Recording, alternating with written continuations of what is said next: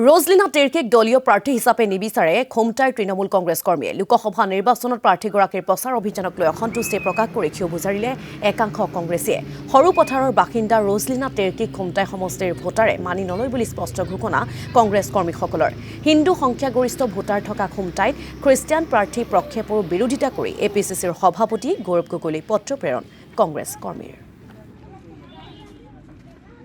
আমাক ৰঞ্জিত টেৰ্কিক নালাগে তেখেতে আমি লোকসভাতে আমি পাই গৈছোঁ তেখেতে ইমান হেৰি নহয় নিজৰ সেই সমষ্টিতে তেখেতে গেলাই থৈছে গতিকে আমি তেখেতক আমাৰ খোমটাইতে গেলাব বিচাৰিছে আমাৰ ধৰক হিন্দুসকলৰ ভিতৰত আমি এবাৰ খ্ৰীষ্টানৰ তেখেতক আমি নিবিচাৰোঁ গতিকে হিন্দুসকলৰ ভিতৰত যদি যাকে দিয়ক বিধানসভাৰ এবাৰ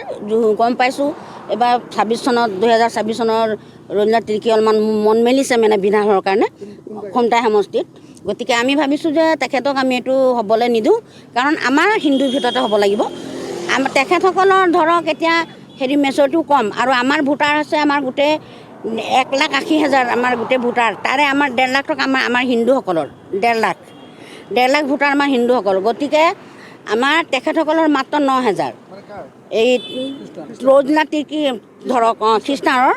মাত্ৰ 9,000 গতিকে একেবাৰে নগণ্য ক'বলৈ আৰু আমাৰ ধৰক হিন্দুসকলে আমাৰ ইমান মেচত থাকি যদিও আমি গোটেই হিন্দুসকলৰ ভিতৰত আমি অকল আমাৰ হিন্দু মানুহৰ ভিতৰত যাকে দিয়ক